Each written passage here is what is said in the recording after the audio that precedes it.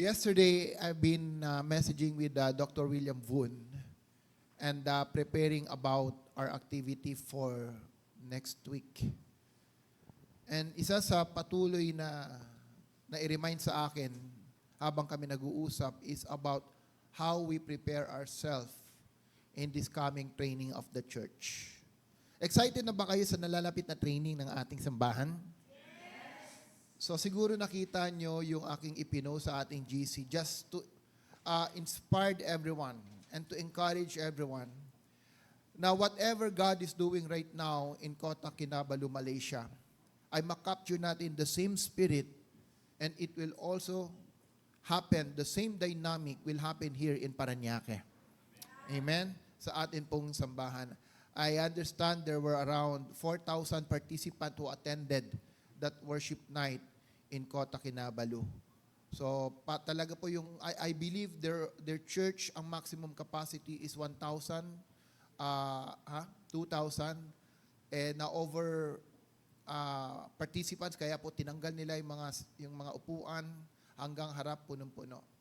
And I pray that the same culture, the same spirit, the same passion to the Lord ay mangyari po sa atin. At ito po yung purpose kung bakit po darating si Dr. William for us to impart such kind of spirit in the church.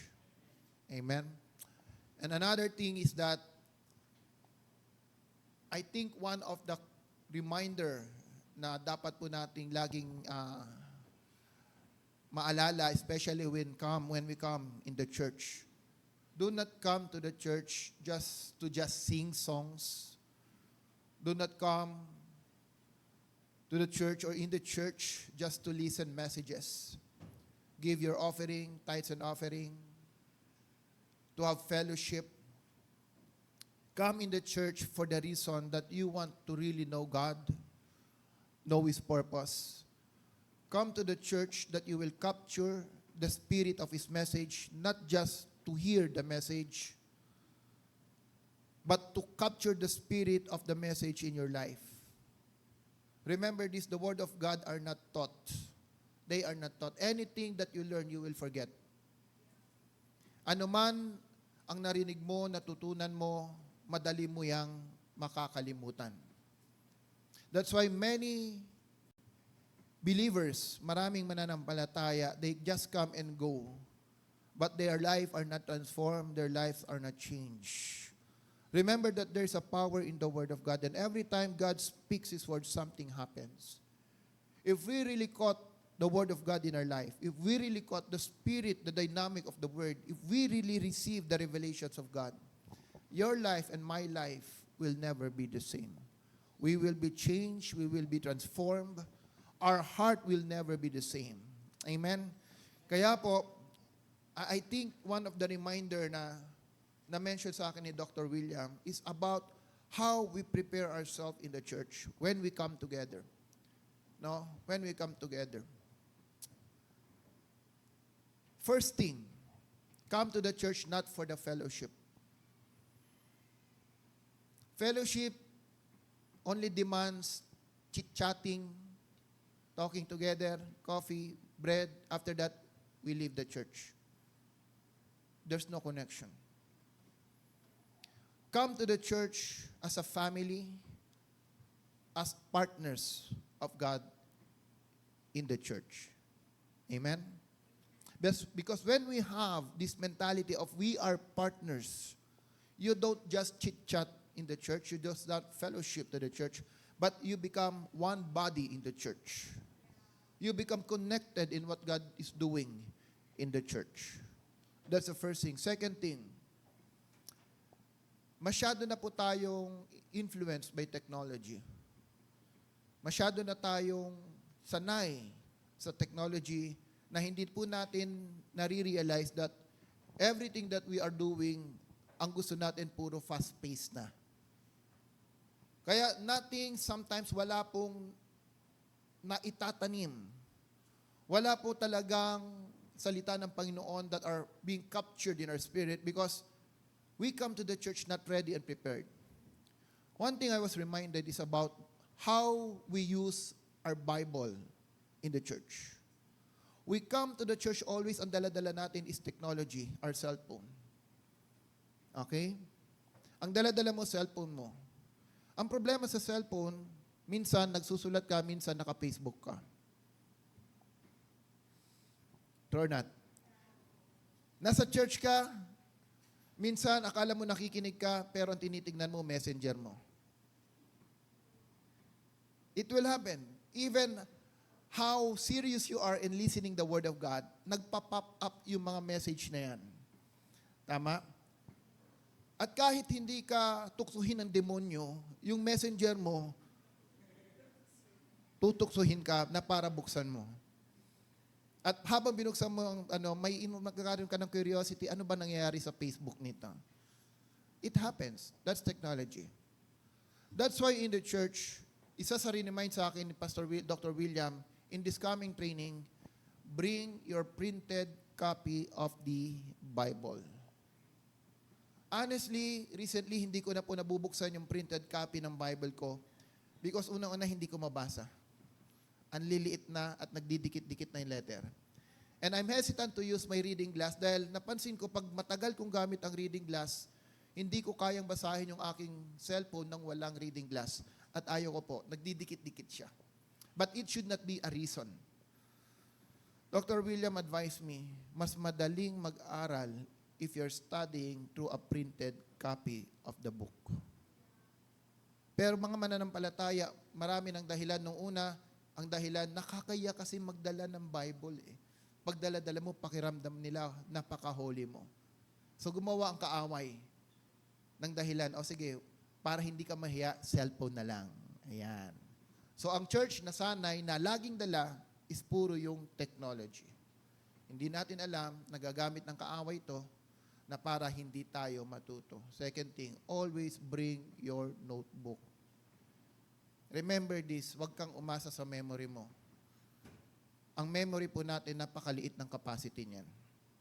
Ang mga naririnig mo ngayon, mamaya lang, nalimutan mo na. If you really want to learn the Word of God, if you want to capture the message and the spirit of the Word of God, make sure you always bring your notebook, you always bring your ball pen or your pen. Train yourself to write.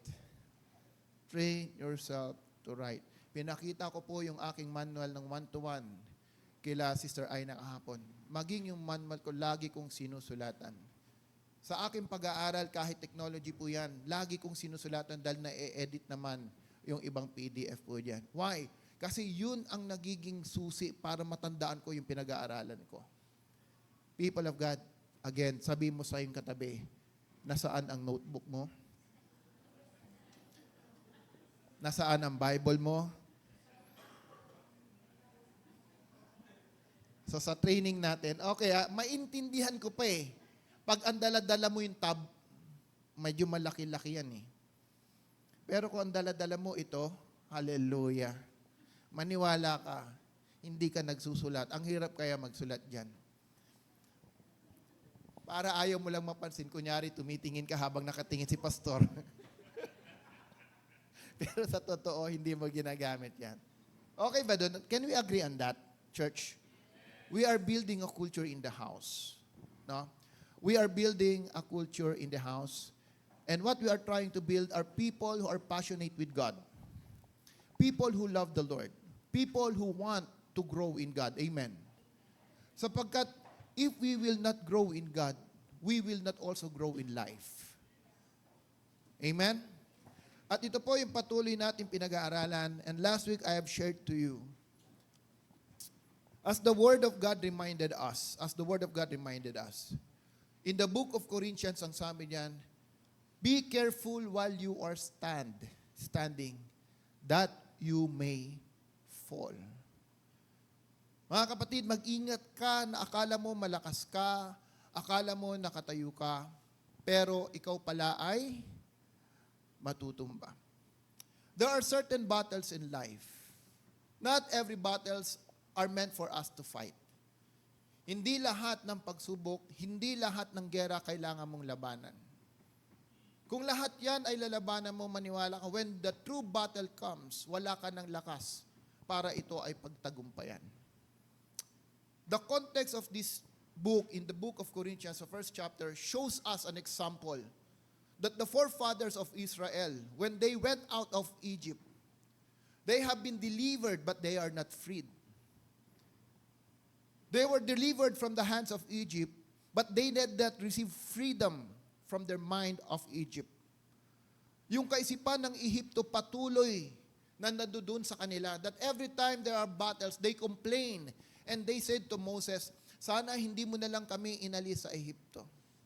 One of the greatest battles that we need to fight is the battle of the mind. Unless your mind is changed, your life will never change. Unless our mind is changed, we will never change. Because there are fortresses, speculations, there are lofty things in our mind that goes against the knowledge of God. We have been molded by the worldly system. Our life, our attitude, our behavior, our heart, the whole of us, ang personality natin, we have been molded, we have been formed by our environment, by our culture, by our life, by our experiences. This is the reason why that even we come to church, we carry our old nature. Even the Bible says that those who are in Christ, they are the old has gone and the new has come. Kahit sabihin ng salita ng Diyos, wala na yung dati ng buhay, but every day of our life, tila ba ang nabubuhay pa rin sa atin yung luma nating buhay. Why? Because it is always the echo of the past. Patuloy na nabubuhay yan until we allow the Word of God to really operate in our spirit. Allow our Word of God to sanctify us, our soul, our spirit, our mind. Then that's the only way, that's the only time that Christ will manifest in us and through us. The way we think, the Bible says, we have the mind of Christ. Sabihin mo sa iyong katabi, naniniwala ka ba na may isip ka ni Kristo? Sige, maniwala ka, kausapin mo ang katabi mo. Declare it. Alam mo ba? Sige, sabihin mo sa iyong katabi mo, alam mo ba na mayroon kang kaisipan ni Kristo? Tingnan nyo, pati kayo natatawa. Parang alanganin kayo. But the Bible says, you have the mind of Christ. We have the mind of Christ. Amen. If you have the mind of Christ, then you will think like Christ. You will understand the heart of God. You will understand your purpose why God created you. You are a leader. You are a ruler. You are an ambassador of God. You are more than conquerors. You are an overcomer. This is who we are. We are not Gen Z, Gen X, Millennial. Ano pa? Ha? Kung ano-ano na, Gen Z, Millennial, hinati-hati na identity natin. At ang bawat generation, magkakaiba daw ang ugali. No! We are just a citizen kingdom of God. We are of the same mind. We are created in the image of God. Therefore, our thinking should be one according to the kingdom of God. Amen. Hindi dahil ako taga-Norte, ako taga-South, ako taga-Central Luzon. Hallelujah. Yung dito mapagbigay, yung dito madamot, dito hindi. You see how the enemy has divided us? God is a God of unity. He's a God of unity. Amen. He's a triune God. The Father, the Son, and the Holy Spirit. They are one, but they are three in person. But they work in one. This is the very attitude and attribute of God. But the enemy knows where there is no unity, a kingdom, a house will never stand. If your family is not united in Christ, that family will not last long. Wait for a time. Dahil when sin comes into your life, hindi mo kaagad makikita ang epekto ng kasalanan sa buhay mo ngayon. Wait for the time, and you will see parang kalawang yan na kinakain ang buhay mo. And if you will not address it on time, hindi lang isang tao ang apektado. Sin can affect generations to generations. That's why, church, we have a responsibility. We have an accountability. Many people are looking for an answer. Not just for financial solution.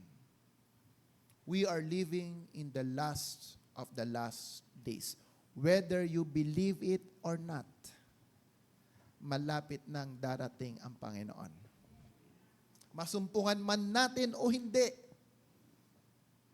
hindi ka man isa sa makakasumpong sa pagdating ng Panginoong Diyos. Hindi mo kayang malaman what life will bring tomorrow. You may be strong right now, but the Bible says, you do not know what tomorrow will bring. Ang mga kabataan, akala nila ang buhay wala ng katapusan. They just commit sin every day without even thinking that there's eternity that is waiting for them. And we are responsible to remind the people around us. Tell them that there's heaven and there's also hell. How can we do that? If we have the mind of Christ. And we know who we are. And we are serious in really building the Word of God in our life. That's why, again, come to the church not just for the message. Come to the church to capture the spirit of the message. What God is telling you is more important than what I am preaching to you. Amen? What God is telling you is more important than what I am preaching to you.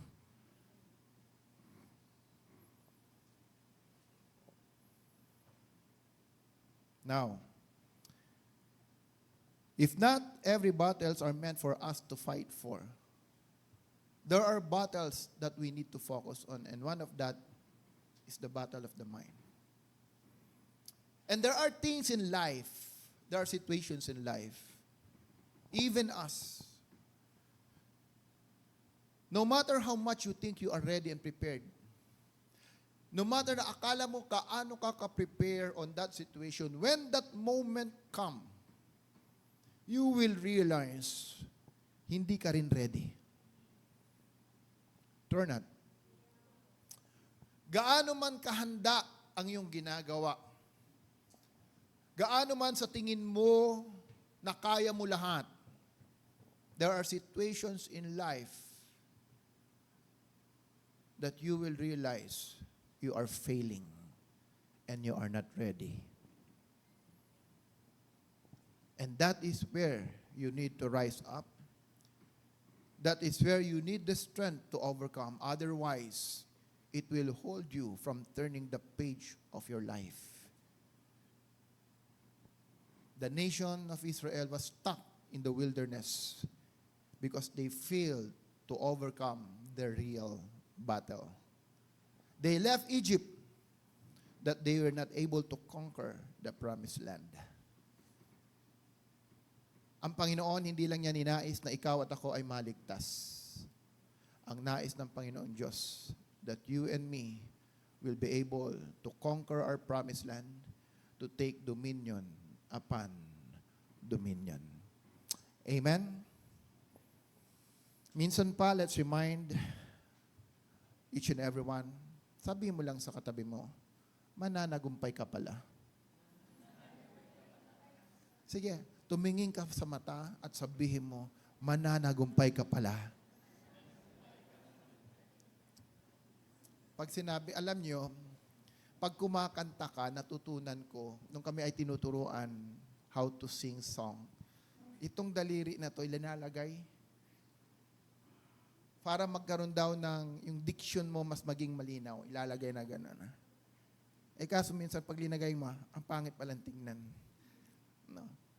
What I mean is this. If you are really sincere, because there is power in your word, pag sinabi mo sa iyong katabi, hindi ganon. Dapat pag sinabi, Lamuel, mananagumpay ka. Yan. Okay. Nakuha nyo? Sige nga. Ate Janine, mananagumpay ka. Hindi yung, ngayon yun, mananagumpay ka. Abay, pag tayo nagalit, grabing buka ng bibig. Pero pag salita ng Diyos, ba't parang alanganin ka? Alam ko minsan parang hindi totoo dahil hindi talaga totoo. Pero maniwala ka sa salita ng Diyos. Dahil habang naniniwala ka, mapangyayari sa buhay mo yan. Minsan pa, sige, let's declare. Sabi mo yun sa katabi mo, sa pangalan ni Jesus, mananagumpay ka. Amen? Isa pa. Gusto ko dito. Tignan nyo yung katabi nyo, tignan nyo sa mata. Sa pangalan ni Jesus. Hindi cellphone, mata. Sige, sa pangalan ni Jesus. Mananagumpay ka. Kuya Carlo, bakit dyan ka luminig? Ikaw talaga, ikaw titip. Sa pangalan ni Jesus, Kuya Carlo. Dalawa sila. Kayo namang kasi, binigyan nyo tuloy ng dahilan. Magaling ka talaga.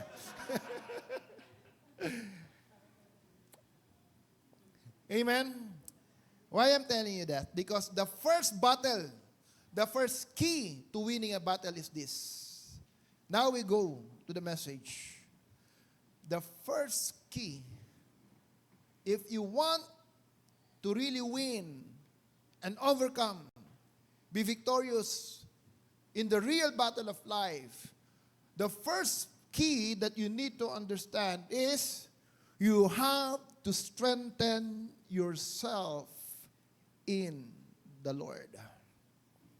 Pagpakiramdam mo, nangihina ka. Pagpakiramdam mo na tila ba wala ng solusyon sa iyong problema.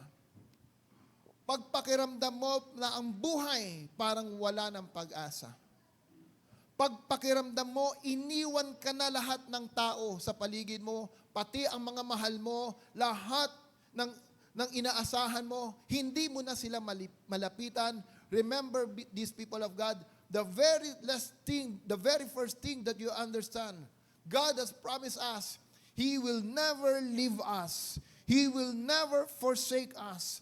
Kahit nung ikaw ay nagkakasala, dahil nung ikaw ay, as long as you have accepted Christ in your life, the moment that you failed, the moment you have shortcomings in life, again, God is telling you and me, I will never leave you. I will never forsake you. Because when you accepted the Lord Jesus Christ in your life, your past, your present, and your future sin has already been settled by Christ on the cross. Yung kasalanan mo nung nakaraan, yung kasalanan mo ngayon, maging yung mga kasalanan mong darating, pinatawad na ng Diyos ang kasalanan mo. If you are in Christ, if you live, if you love the Lord Jesus, accepted Him as your Lord and personal Savior, you are already settled in His presence. Amen. That's why, yung guilt feeling, hindi mo na kailangan yan maramdaman. Every time, whenever people leaves you, just put into remembrance in your life, my Father in heaven reminded me, hindi niya ako iiwanan. And this is what David has done. 1 Samuel 30 verse 6. Moreover, David was greatly distressed because the people spoke of stoning him, for all the people were embittered. Listen. Si David po, nung siya ay binalak na patayin ni Saul dahil sa inggit, because of the position, dahil David was now anointed as king of Israel. Nagkaroon po ng intimidation, inferiority si Saul, King Saul, at gusto niyang patayin si David. At dahil dito, si David po ay lumayo at tumakbo. Nagtago po siya sa lugar ng kaaway. At sabi ng salita ng Diyos, mga worthless man Mga worthless man ang siyang sumama kay David. Mga taong wala ng purpose sa buhay, wala ng pakinabang. Mga tao na hindi mananagumpay. Ito po yung mga kasama ni David. Amen? Pag hindi kayo naniniwala, go back to your Bible. Prove to it. Read your Bible. Ang sabi doon, they came to David and joined David. Hallelujah. One of the key principles that you need to understand. When you are in the right connection, there is proper impartation. Pag nasa tamang connection ka, no matter who you are right now, that impartation will bring forth growth and increase in your life. Pero pag mali ang association mo, it also provide destruction. This worthless man, when they joined David, nagkaroon po sila ng purpose, nagkaroon sila ng ari-arian, nagkaroon sila ng objective sa buhay. Pero dumating yung panahon, nung sila ay pupunta supposedly ng gera kasama si David, sabi po nung hari ng Piliseo, sabi ng mga general, teka lang, kalaban natin si David. Ito yung storya dyan, makinig lang muna kayo. Kalaban natin si David, baka pag kinalaban natin ang Israel, biglang tulungan niya ang kanyang mga kababayan at tayo naman ang kawawa. So ang sabi kay David, nung hari, David, for this time, huwag ka munang sumama, bumalik ka. Unfortunately, habang sila ay nandoon sa lugar, yung kanila pong lugar na tinitirhan, it was captured by the enemy.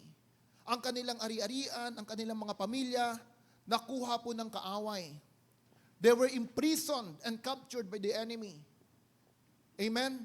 So pagdating nila, nagalit itong mga tao na dating worthless man, inayos sa buhay ni David, inalagaan ni David, naturuan ni David, pero nung sila na ang nakaharap, nung sila na ang naka-experience ng paghihirap, nung sila na ang naapi at nararamdaman nila, na tila ba si David ang may dahilan kung bakit nagkaganon, ang sabi ng salita ng Panginoong Diyos, these men rise up and want to kill David.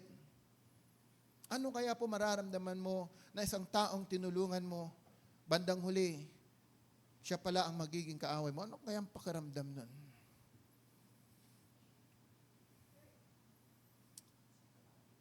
Ha? Magagalit, di ba? Kaya nga mga apostol ni Kristo, anong sabi nila James, nung kanyang mga disipulo ng time na, Panginoon, pababain mo ang apoy sa langit at sunugin sila. Pero David, because he has a heart after God's own heart. Dahil si David may puso na katulad ng Diyos. Ano pong sabi ng salita ng Panginoon? The people spoke of stoning him, for all the people were embittered. Galit na galit ang mga tao. Alam niyo, tayo po, and I am not excused, ang daling magalit sa mga taong pakiramdam mo, ikaw ay inaapi. True or not? Ang daling magalit sa mga taong sa isip mo, they are unfair towards you. Amen? Kaya tayo nasasaktan, and these are the battles that we always try to fight. But David understand, they are not my enemies. Hindi ito yung kaaway ko, hindi ito yung kagalit ko.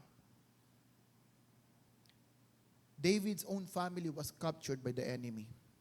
Hindi sinabi ni David, kayo lang ba? Kayo lang ba ang ninakaw ng kaaway? Kayo lang ba ang pamilya na lang? Hindi yung sinabi ni David.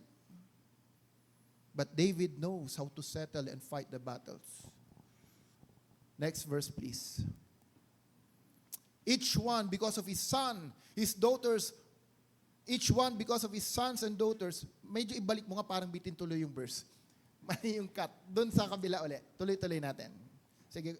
David was greatly distressed because the people spoke of stoning him, for all the people were embittered.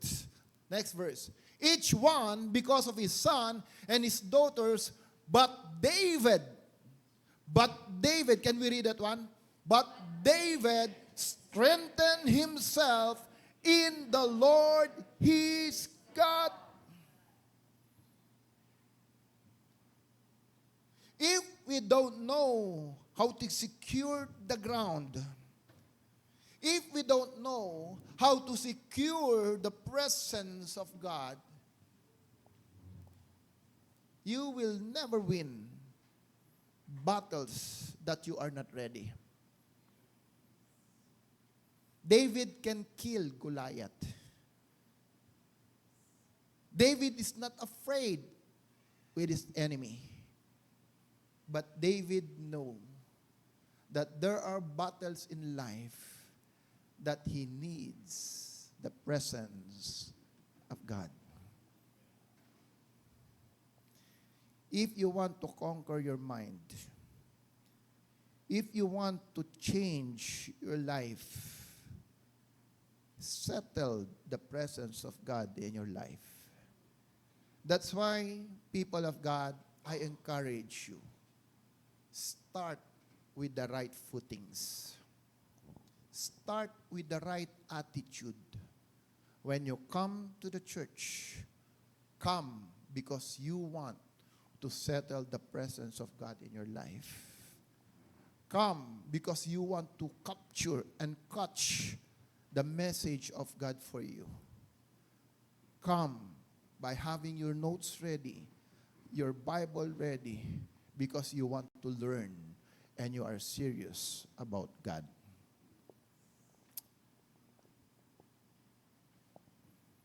When the battle comes, do not focus on your problem. Listen, itong madalas na problema natin, pagdating ng mga pagsubok, masyado nating tinututukan yung problema. And the moment you focus on a problem, you are magnifying it. You are putting heat on the issues. Amen? Look at the magnifying glass.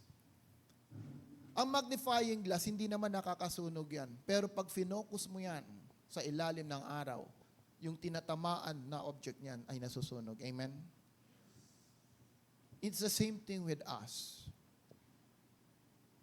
Alam niyo, na-realize ko minsan, pag may sakit ka, at lagi mong tinututukan yung sakit, mamahalin ka din niya. Tama, mali.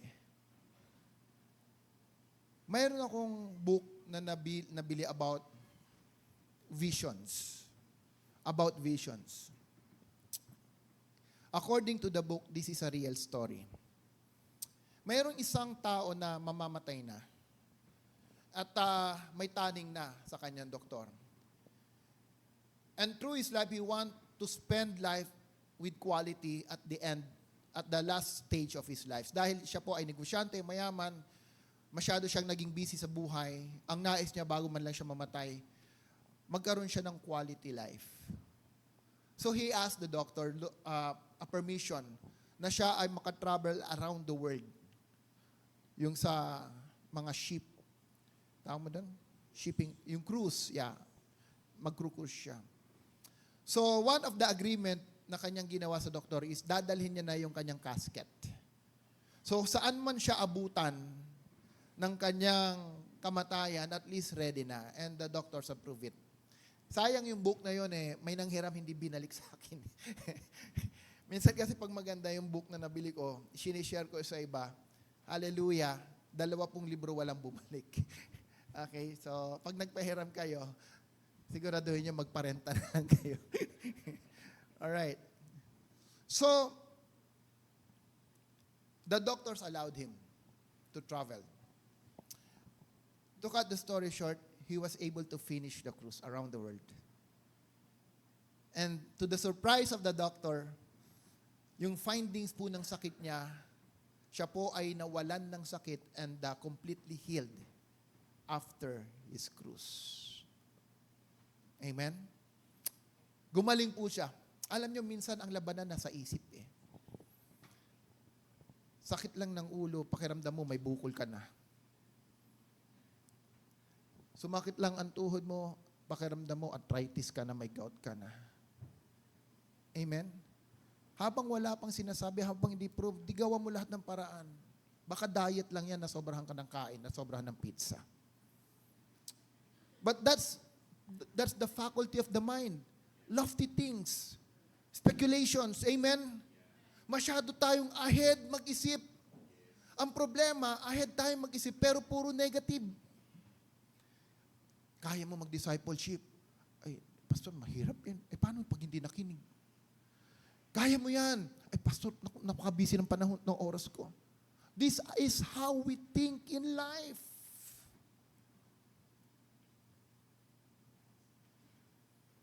So if you want to settle your life, settle first in the Lord. I have a friend, a pastor here in Philippines. Mayroon siyang kaibigan, tinaningan din ng doktor. Fatal, yung, anong tawag mo doon sa sakit na yun? Terminal na yung kanyang sakit. Ang ginawa nung kanyang kaibigan, dahil mayroon siyang beach resort, sabi niya, doon na lang po siya nagstay sa beach resort. Terminal rin to. Alam niyo po ba, yung tao na yun hanggang ngayon buhay?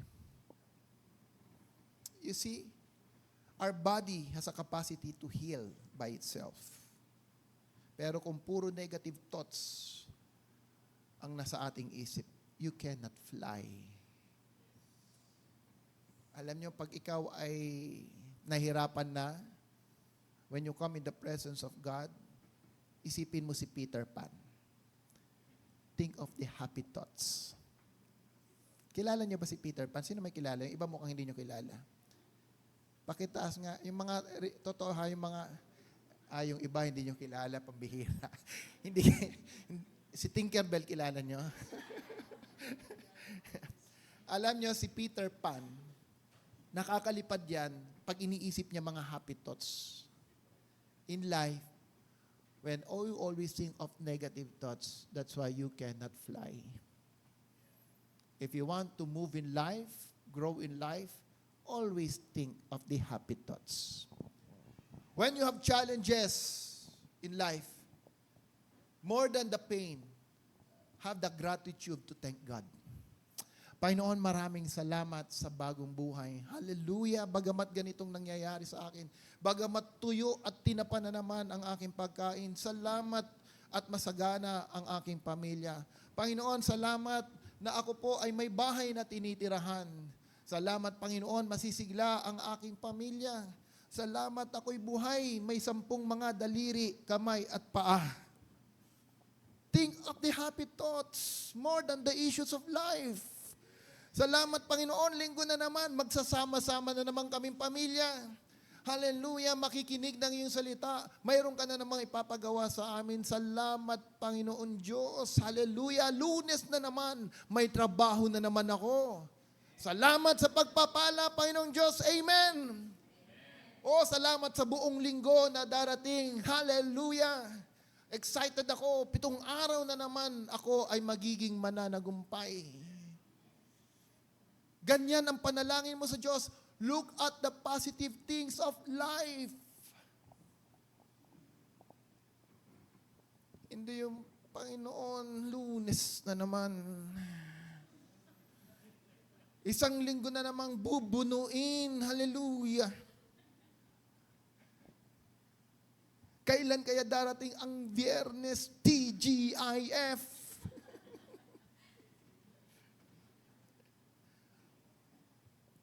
You don't know how to appreciate life.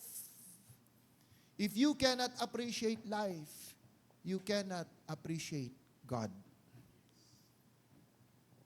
Salamat, Panginoon. Hallelujah. Darating si Dr. William Voon. Nakita ko sa GCC. Grabe ginagawa ng Panginoon sa kanila. Salamat, Lord. Darating siya because there will be impartation and training in our church. At ako ay kasama doon. Hallelujah. Ito na naman, mayroon na naman training sa church. Talaga, kakainin na naman ang oras ko. Hallelujah. Ayan na naman ng mga leader, magpipilit na naman yan. Sumama ka dahil kailangan mo. Kita nyo, kayo natatawa kasi totoo. Naku, malapit na. Yan na naman, magtatanong sila, anong kakainin? Ano na naman, libre ba? Magdadala ba? You see? That's why people of God, do not also be surprised. If some people, there will be time, they will not after you. I know a person who interviewed a vice president, a very vital position in a company. Intellectual, very good, knowledgeable in his position. The key to his acceptance is this. Listen. Bakit siya tinanggap? Because of this answer. Sa tingin mo, pwede ba siya? Alam mo sagot? I think she is a team player. I think she is a team player. Because of that question, that person was hired.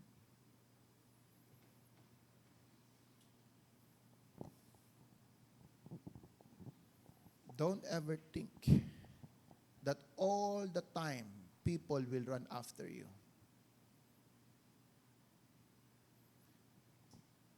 We are all created by God as a leader. We are all created by God to take dominion. That means not all the time you will be served. You need to come to a point that you need to influence others. Have gratitude with the Lord. Have gratitude with God is doing in your midst. Read your Bible. Every day. Sa one-to-one yan encouragement ko. Always read the Word of God. Kung laging Facebook ang hawak nyo, social media ang binabasa nyo, garbage in, garbage out. If you really want to create values in your life, build the Word of God in your life. Build the dimension of the Word in your life. You can only be a positive person when the Word of God is established in your life. My people are destroyed, not because of the devil, says the Lord. My people are destroyed because lack of knowledge. That doesn't mean that they are not learned. That doesn't mean na hindi sila naturuan. Sabi ng salita ng Diyos in Hosea 4:6, they rejected knowledge. Anong sabi ng Santiago? Kung ano ang alam mong tama at hindi mo ginagawa, ikaw ay nagkakasala. Yun palang alam mo kung anong tama, hindi mo ginawa, nagkakasala ka. People of God, if you want to build an intimacy with God, God and His Word cannot be separated. Ang salita ng Diyos at ang Diyos hindi pwedeng maghiwalay. Kung mahal mo si Kristo, mamahalin mo ang Kanyang salita. Alam mo, masyado na kasi tayong advance. Hindi nyo na naranasan nung sinusulatan kayo ng mahal mo sa buhay. Yeah. Kuya Carlo, nasubukan mo ba yan? Sinulatan ka ba ni Jassy o puro message na lang? Alam nyo, iba yung sinusulatan ka. Nung ako po'y sinusulatan ni Sister Ken sa abroad, bago ko basahin yung sulat, inaamoy ko muna. Alam mo ba na habang inaamoy ko, parang nandiyan lang siya sa aking tabi. At pag binuksan mo yung sulat, binabasa mo, naiiyak ka. Kasi habang pinusulat, parang naririnig mo boses niya. That's true, naranasan ko yan. Ngayon, message na lang niya, pero ang click na din. Hindi niya naranasan kasi tamad akong sumulat. Pero nung siya, mahilig, ang galing sumulat. Tapos yung pagtupi, alam mo yun, parang polo. So, paano kaya ginagawa ito? Ang lalaki, pag nagtupi, 3 tupi, tapos na. Sa kanya, hindi. Tapos binabasa mo, when you read the Word of God, dapat ganyan nararamdaman mo. Habang binabasa mo, nakikita mo ang mga personality, nakikita mo si Kristo, nakikita mo ang buhay ng Diyos habang binabasa mo ang salita ng Panginoon. Kaya araw-araw hindi mawawala ang salita ng Diyos sa iyo. Hindi mo kayang mabuhay na isang araw nang hindi mo man lang nababasa ang salita ng Panginoon. Amen. Parang Facebook, bago ka matulog, nagbabasa ka pa rin ng Facebook. Instead, Facebook, you have to face the book. Read the Word of God. Amen. Basahin mo ang salita ng Panginoong Diyos. Kung hindi mo kaya magbasa, makinig ka ng audio. Pwede rin yun. Makinig ka lang na makinig hanggang yung salita ng Diyos maging spirito sa buhay mo.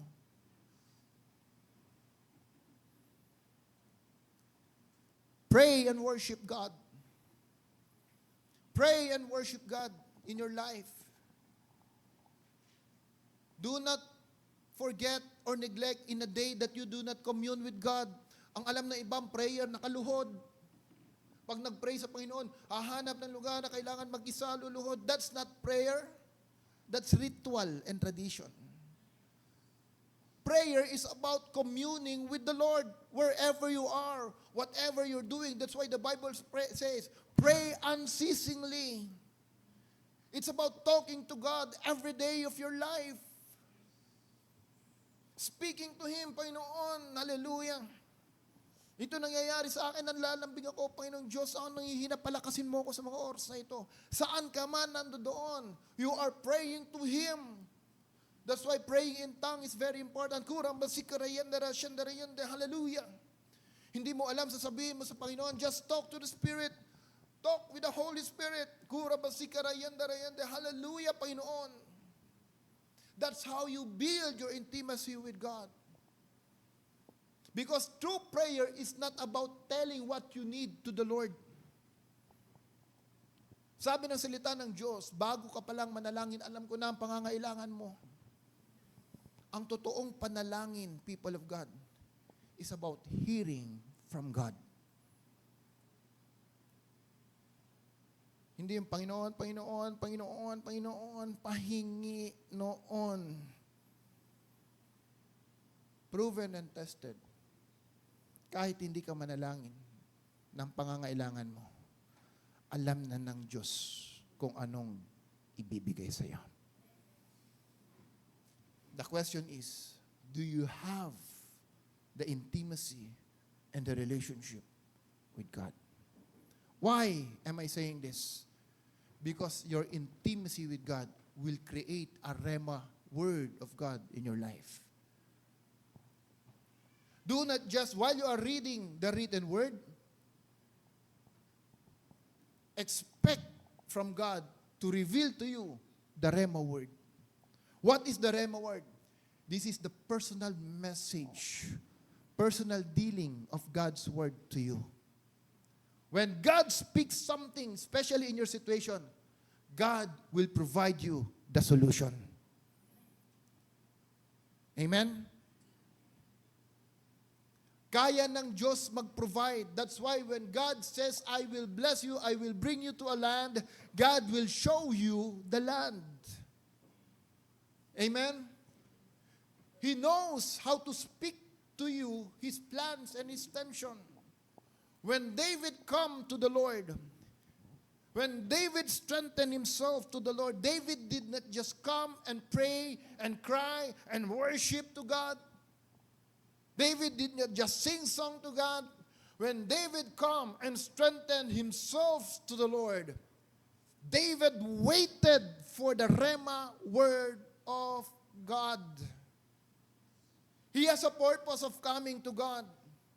David did not come to complain, Lord, bakit mo ako linagay? Bakit mo pinadala itong mga tao na to na sila ngayon ang papatay sa akin? Panginoong Diyos, bakit ako nagkakaproblema? Bakit mo inayaan yung mga kaaway na kawin or makapture ang aming pamilya? It's not the prayer of David. When David come to God, David waits for the solution from God. Can we open that in the Bible? 1 Samuel 37 verse 8. Then David said to Abiathar, the priest, the son of Ahimelech, please bring me the ephod. Now listen. Makinig kayo. Ang ephod po, ito po ay garment na sinusuot ng mga priests. Blue, gold, purple. Ang itsura po niyan. Anong ibig sabihin niyan? It symbolizes of a royal family. It symbolizes a royal God. That when you come to the Lord, God is seeing you as His children, as His people. That is the purpose of that ephod. Why? Because at that time, there is no shedding yet of the blood of Christ. But when we come to God right now, you don't need to wear the ephod. Why? Because right now, when you accepted Jesus in your life, you are coming to the Lord in the life of Christ. You are entering the presence of God as children and people. You come to God because you are now worthy to come into His presence by His grace, by His mercy, and by the blood of the Lamb. Can I invite Lemuel and Raymart dito po kayo sa harap? The Bible reminds us, is telling us, listen, we are in Christ. We are not with Christ. Okay? Tingnan nyo ha. Si Lemuel at si Raymart, anong tawag mo dyan? They are with, parang, okay, sample lang to ha. Pero you have the mind of Christ. Sige. Kunyari, si Raymart, si Jesus. Si Lemuel is still si Lemuel. Sa ganyang position, Lemuel is with Jesus. Amen? They are walking together because Lemuel is with Jesus. But the Bible is telling us, you are not with Christ, you are in Christ. So anong ibig sabihin niya, you are in Christ? Kuya Raymart, pumunta ka sa harap ni Lemuel. If you are in Christ, meaning your life, like the ephod, you have been covered and living inside the life of Christ. Amen? That's why, Kuya Wine, tayo ka nga. Si Kuya Wine, nandiyan dyan, at tinitignan si Lemuel, ano ang nakikita ni Kuya Wine kay Lemuel? Si Jesus. Ang nakikita ni Kuya Wine. Kuya Wine represent our Heavenly Father. Ganyan siya tumingin. Nakikita ng Ama, hindi si Lemuel. Ang nakikita niya, si Kristo sa buhay ni Lemuel. Kaya si Lemuel kahit minsan nagkakamali, ay hindi, pamilya ko pa rin. Why? Because what I am seeing is my son. Amen? Clear? That's why the Bible says, you are in Christ, you are not with Christ, you are in Christ, meaning you are being covered by the life of Christ. If this is the case, people of God, that's why the Word of God is telling us, I can do all things through Christ who strengthened me. Nothing is impossible with you. Even the pains, even the problems, you will overcome it. Even your past cannot contain you. Why? Because of the grace and the power of Christ over your life. Kaya, salamat. Now, if this is so real, you need to protect the life of Christ in your life. As a Christian, as a believer. Because when people sees you, kaya may mga statement minsan, ganyan ba ang mananampalataya? Ganyan ba ang born again? Why? Because they are no longer seeing you. They are expecting to see Christ over you. Kaya pag in-invite ka ng kaibigan mo, inuman tayo. Imagine mo, people of God, umiinom ka, nasa Kristo ang nakikita nila sa'yo. How do you think a kind of life in sinful life, thinking that your life is now hidden in Christ? Nakipaglaro ka ng basketball, nakikipag-away ka, nakikisuntukan ka. Nalaman, saan ka nag-church? Sa BNCGC. Ano yan? Born again. Ganyan ba mga anak ng Diyos? Ganyan ba ang anak ni Kristo? Hallelujah. Hindi na ikaw. When you are really living in the life of Christ, alam mo kung paano masaktan. Alam mo ang sakit na nararamdaman ng Diyos dahil sa kasalanang ginagawa mo. Pwede kang magtago sa mata ng iba, ng tao, na akala mo nakakapagtago ka sa iyong mali sa mga taong kakilala mo. Pero sa harap ng Diyos, kailanman, wala kang kasalanang maitatago.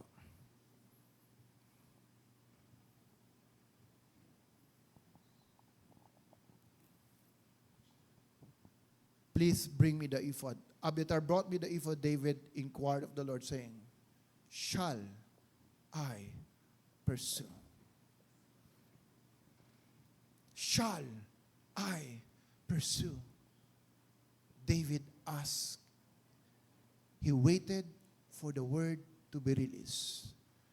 And God spoke to him. He said to him, pursue, overtake, and you will rescue all. When you are the recipient of the word of God, no matter how big, how impossible you think the answer to your situation, when you have the word of God, people of God, mananagumpay ka. Mananagumpay ka. Amen. That is what strengthening in the Lord means. You have the heart of gratitude. You read the Word of God. You pray, you worship. Why? Because you want God to talk to you. You want God to reveal His Word to you. Kahit habang nagbabasa ka, alam mo habang binabasa mo na yan ang sinasabi ng Diyos sa iyo. Alam nyo, nung ako po'y uwing-uwi na sa Pilipinas, nung ako'y nasa Indonesia, sobra ng lungkot. Gusto ko na umuwi. Dahil ikaw ay bago mananampalataya, mahilig tayo magbukas lang ng Word of God. Sinubukan ko din yun. Pagbukas kong ganun, ang nakalagay, be still. Hindi ko na inulit. Baka ang susunod na bukas ko, si Judas na nagbigti.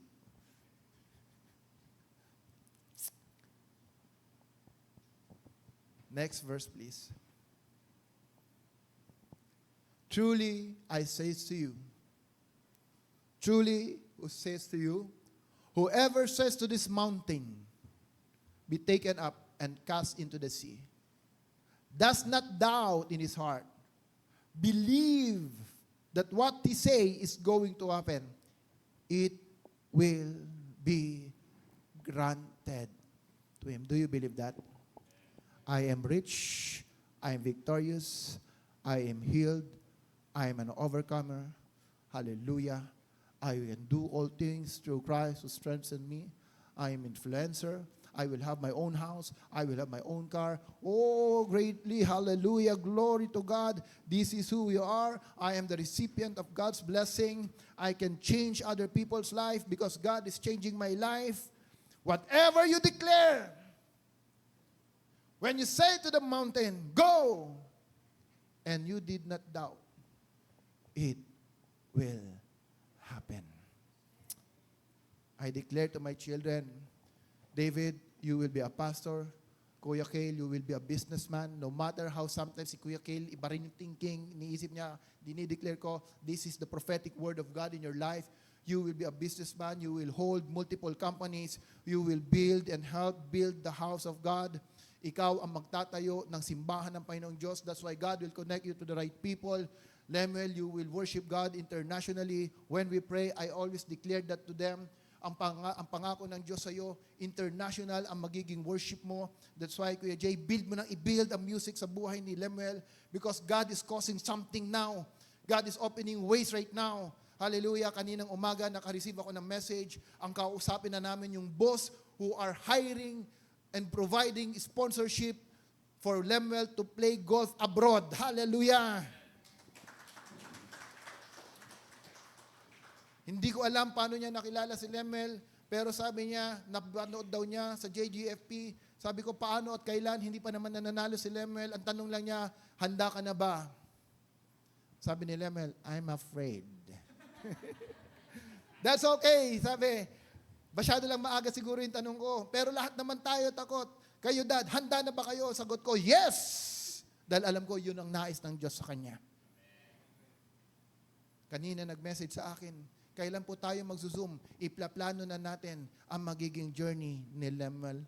Grabe ang Panginoon. Hallelujah. Si David, 3 years ago, walang alam sa chess.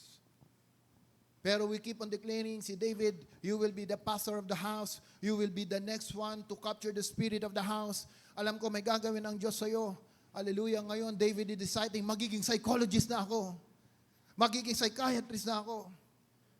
And now, David were able to capture the gold. Tinatalo na niya yung mga top sa ibang school. Ang kanyang tagapagturo, si Lord lang. Amen, David. When you declare the right word, it will happen because that is the promise of God. Kaya minsan kahit hindi maganda nangyayari, kahit pangit, they are not perfect. Ang dami nilang mali. Ang dami namin expectation sa kanila. Pero one thing I believe, sabi ng salita ng Panginoong Diyos, hindi babalik ang salita sa akin na empty. Hindi. When you receive the Word of God, believe the Word of God, it will happen to you. This is not just a word of mouth and declaration. No. Baka sabihin nyo, Pastor, ganyan rin ginagawa sa mga networking, puro positive thing. No. It is more than the Word. It is the Spirit behind the Word that empowers it.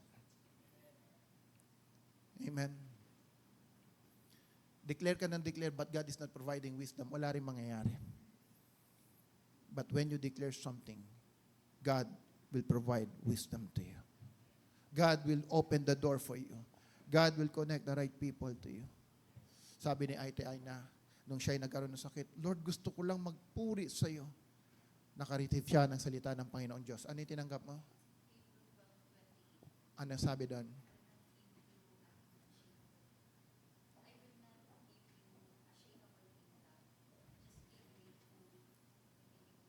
See, kabisado niya yung verse.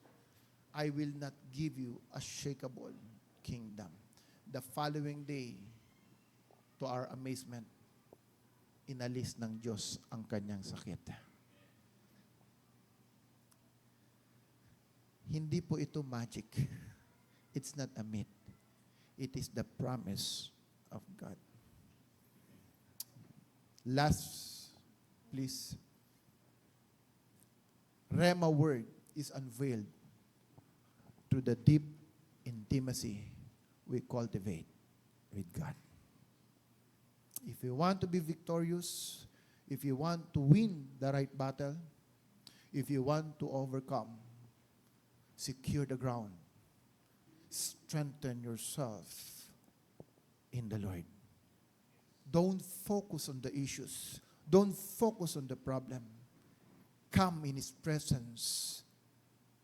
Come in His presence, being overshadowed by the presence of Christ. This is who we are. This is who you are in the eyes of our Father.